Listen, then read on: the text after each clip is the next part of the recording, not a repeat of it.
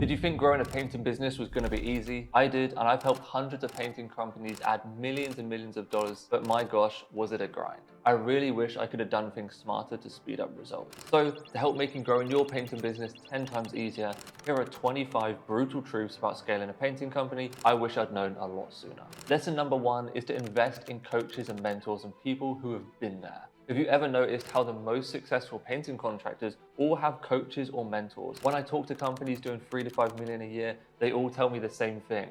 I invested in someone who'd already done what I wanted to do. Here's the truth. You can spend years figuring out everything yourself through trial and error, or you can just pay for a shortcut. As Humberto told me, the first week working with you guys, I'd already booked 2 to 3 jobs. That's why lesson number one is to invest in coaches or people who have already done what you want to do. The cost of not knowing how to scale your business is far greater than the cost of hiring someone who can show you the way. When they learn, you learn. And this is a simple hack that will speed up your process by years. The lesson number two is think long term. This is how painting business growth works. Most contractors quit because they're too focused here on the chart in the early years. It's going to feel like you're making no progress at all, but really you're building the foundations. Then by consistently implementing marketing for the long term, what you find is the results explode and your business grows. As Jason told me, we went from 300K to 1.3 million in just a few years. So the lesson number two here is to think in 5-year time horizons, because thinking in months will kill your dreams, but thinking in years will give you time to build them. Lesson number three is video beats static every time. Did you know that 94% of homeowners would prefer to watch a video than look at a static image? I've seen painting contractors spend thousands on beautiful before and after photos that get zero engagement. Meanwhile, Marty told me everyone's always complimenting me on my videos. People think it's so cool to see a painting guy doing Facebook video ads. So lesson number three is to embrace video marketing. Even if it feels uncomfortable, you're 300% more likely to be trusted by someone who's seen your face in a video or your estimators. Lesson number four is door knocking has limits, okay? Think of how many doors you can physically knock on in a day. Maybe 100, maybe 200 if you're really hustling, and how many of those people are actually home and interested in the first place. Justin built a multi-million-dollar business through door knocking, but he told me door knocking had its limits and wasn't scalable quick enough, which is why number four is to recognize when you've hit a ceiling with traditional marketing. If you push through this and embrace digital marketing, you'll gain a massive advantage because 99% of contractors are still stuck in old methods that still work, but they aren't quick and scalable, which is why Justin was able to add an additional $1 million in 10 months just through implementing another system. Lesson number five is pre-close on the phone. When Dennis realized most of his lost sales were because he wasn't setting up the estimate properly, he changed everything. Stopped showing up to cold estimates, stopped hoping customers would make a decision, and started pre-closing people on the phone. He now asks on the appointment setting call, if the price makes sense, would you be opposed to scheduling with us on the spot?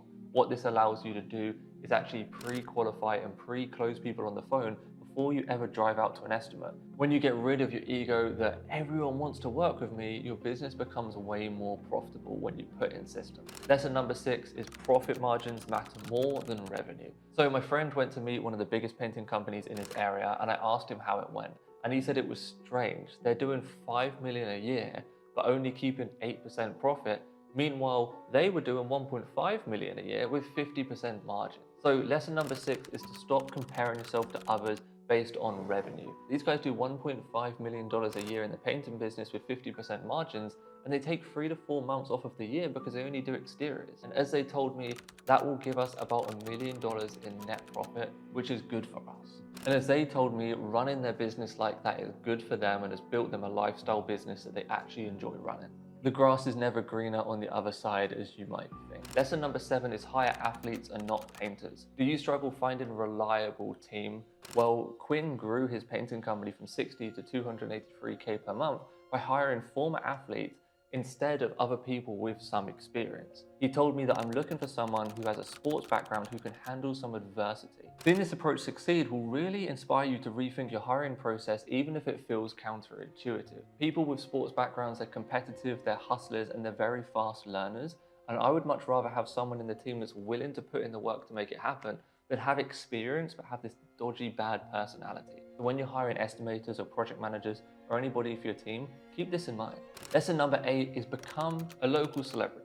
So when Humberto's painting business blew up through video marketing, a lot of the companies in the area didn't really understand how he grew so quickly. And what happened is people started recognizing him around town. He said to me, I'll be talking with someone that's not even a client, and they've said, oh, I've seen your videos online. The lesson number 8 is to position yourself as the face of the company. What you need to realize is that people remember faces, not logos. And if you become the local celebrity painter, everyone in your community is going to know who you are, want to work with you, and also make it really easy to refer you to their friends. Lesson number 9 is both homeowners must be present at the estimate. Are you afraid of asking for both homeowners to be present at the estimate? Most contractors are, and as a result, they hear the I need to talk to my spouse while they're presenting their price. Justin explained his approach to me and said, I try to make sure that both homeowners are going to be home before I come out. So the lesson here is to always get both homeowners present for your estimate. I know teams that are closing 40-50% on cold leads on the estimates just because they set up the estimate and make sure that the decision makers are there and present so that they can actually handle objections and handle the conversation with both of them.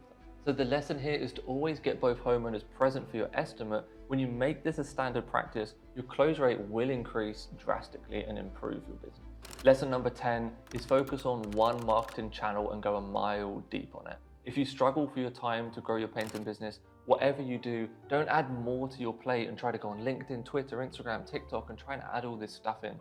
It makes it complex. David told me he was bouncing between different things to thing with different marketing guides, but I was getting capped at a low amount of revenue. Then he switched to focusing on one core channel, which was Facebook with us at Tridas, and he went from 300K to over 1.3 million a year just on pushing that revenue source hard. So if you're serious about growth, you need to quit everything else and give yourself one marketing channel with 100% focus. Don't get distracted.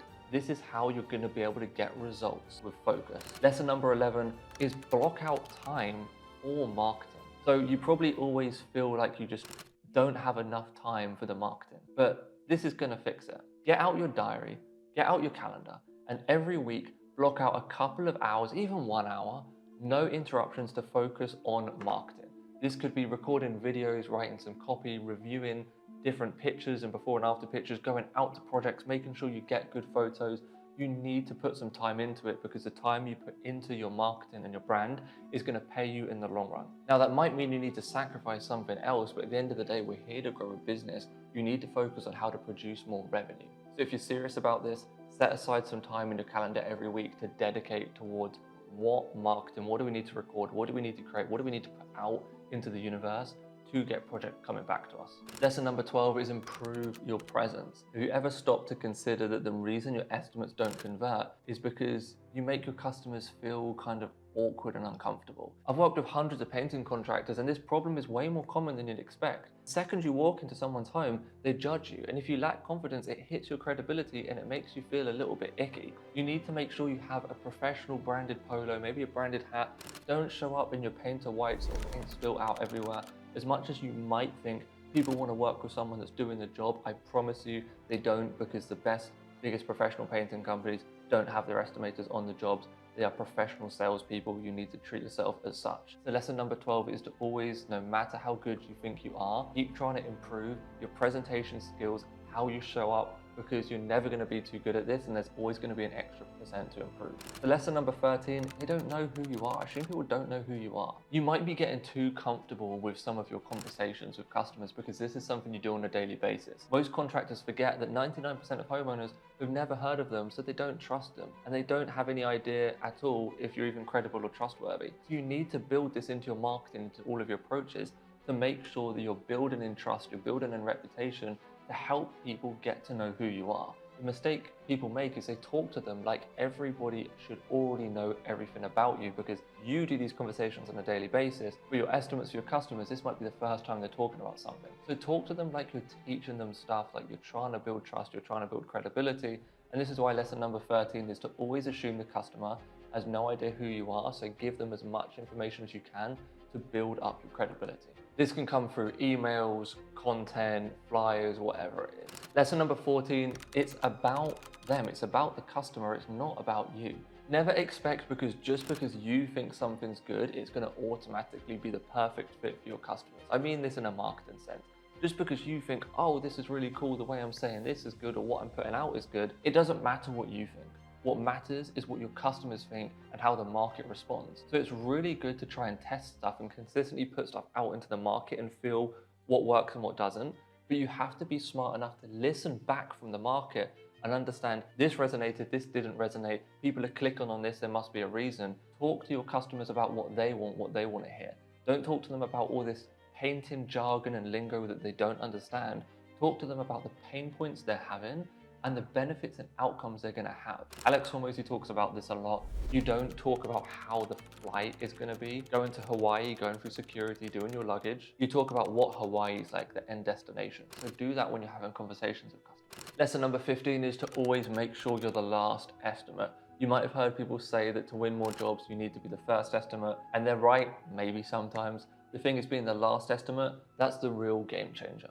Dennis told me that I say, let me be the last estimate so you can still take advantage of our discount today.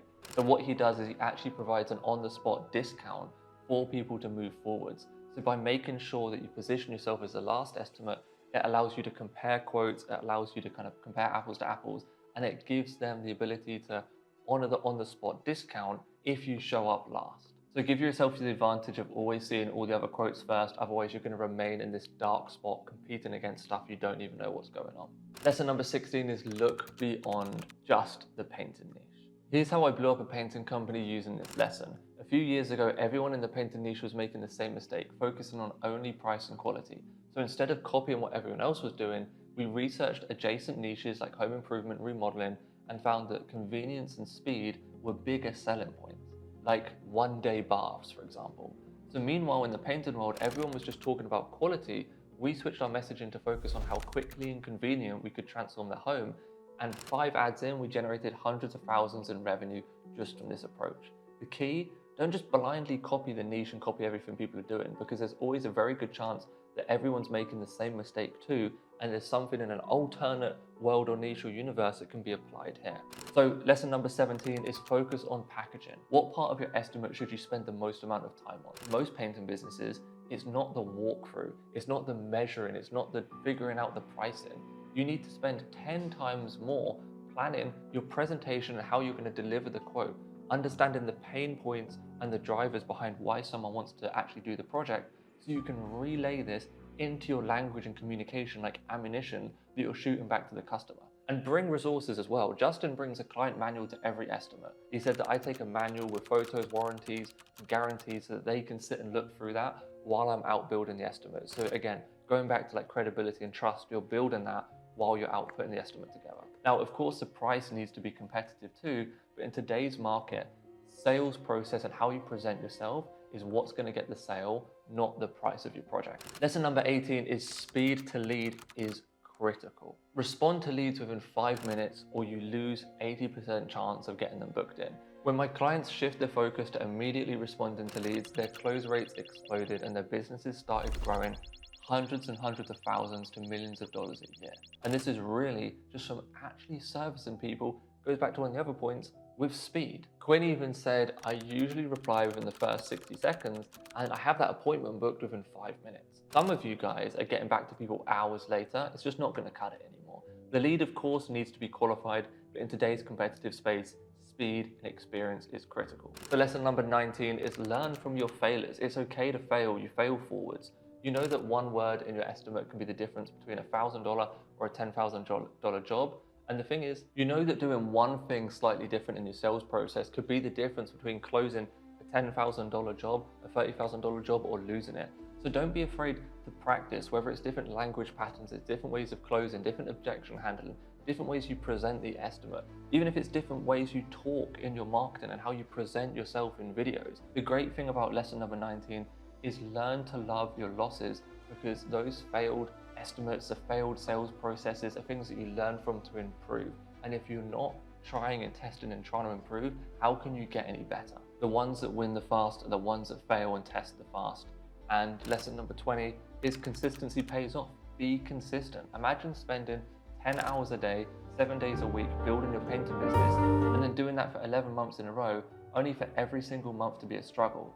That happened to Dennis years ago, but when the 12th month exploded, everything changed. You have to be consistent, and sometimes it's putting in the effort over and over and over and capturing this one little tweak that you've found and you've perfected, whether it could be your marketing, your sales process, it could be hiring a new team member, you have to be consistent. So lesson number 20 is that consistency and delivering quality may feel like a time drag. Your reputation will finally pop off and word of mouth will explode and you'll actually start to get momentum. Don't give up. Lesson number 20 is repeat what works. Most contractors make marketing so much harder than it needs to be. They're trying to come up with all these new janky ideas and different campaigns and different strategies.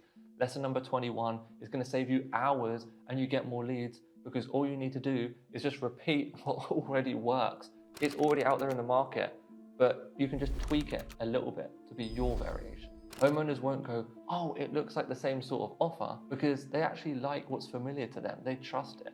You might have 5 guys in the area doing 10% off, but some people are going to relate to you and your personality. Some people are going to relate to Jimmy and his personality. Don't get stressed if people are doing similar things. It just means there's demand in the market. You just need to be the person to squeeze the living hell out of it as much as possible. Lesson number 22 is stand out with your message. What would you rather hire? A painting company that says, we paint houses, or one that says, we transform outdated spaces into stunning modern homes that make your neighbors jealous? Use more language and emphasis. When I realized that people responded to compelling messaging, it changed everything. So always inject personality into your marketing, because no one wants to hire boring painters. They want to hire experience. They want to hire a journey. They want to feel like something amazing and magical is going to happen. So lesson number 23 is just keep your offers simple. Don't use a bunch of painter jargon and language they don't understand. You can talk about the benefits and the pain points that they're running into, but really your offers should be as simple as book before the end of the month to receive 10% off. Something straightforward, people understand it, straight to the point, and it's easy to digest, so that people are more likely to take action. Lesson number 24 is focusing on one element, and when I say one element, I mean the creative in your marketing. It's all about how you show up, it's all about how you look, whether it's Facebook groups, Instagram, Facebook, TikTok, YouTube, ads, even on your website, even on mailers. It's about how you position yourself as a professional company. You look high quality, you want to have high quality design, high quality videos, you want to look like you're local and friendly. A lot of people have different creatives and videos from like 10 years ago with weird, crappy little graphics and things popping around and contrast in text, and it's really complicated to understand. Your creative just needs to show people that you're local, you're friendly, and that you're a great person to work with.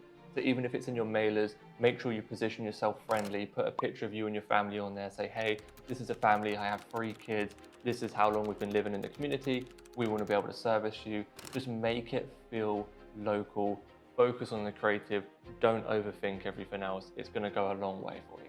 Lesson number 25 is to use selfie videos. Now, I hate to break it to you, but nobody cares about your logo except you. Of course, I love your logo as well, but that's why lesson number 25 is to use your face in your marketing to make it easier to generate leads. It's called social proof, and it blows up small painting companies. David went from $300 to over $1 million a year in his first year just by showing his face in selfie videos.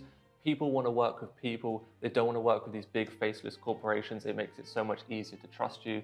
Now, there is a downside though. You have to be willing to put yourself out there, but the upside is that you build your trust with homeowners ahead of time, so they already know, like, and trust you before you show up, and you become the local celebrity and authority in your community. But how do you simplify all of this? Well, this next part generated millions of dollars for our painting partners, and I can't express how powerful it truly is. When something's complex, in order to simplify it, you just need to compare it to something else that isn't complex. So for example, here we have 2 painting companies, and the amount of jelly beans in each glass represents their revenue. This one is using traditional marketing methods, door knocking, lead generation sites, static images. They're working harder than ever, but only seeing a modest amount of growth. Now, this one is using our system here at Tridas with high performance video marketing, and they're working smarter and they're seeing exponential growth month after month. When you combine the 25 lessons in this video with our proven system here at Tridas, painting contractors see their businesses transform on a whole new level. So if you really want to land more projects, become the local celebrity, the authority, be able to provide value and transform homes in your community, all while profiting and bringing money to your bottom line and growing a business you're proud to be a part of, then you need to use a high performance video marketing to build trust and build yourself in the community so everyone knows who you are and wants to work with you. So if you want to see this in action and see how powerful the highest performing marketing for your painting business can truly be, then there should be a video in the description or somewhere around this screen. You can go ahead and watch that to get more information. Again, my name is Ryan Stacey, the owner here at Tridas, and I'll see you on that next video.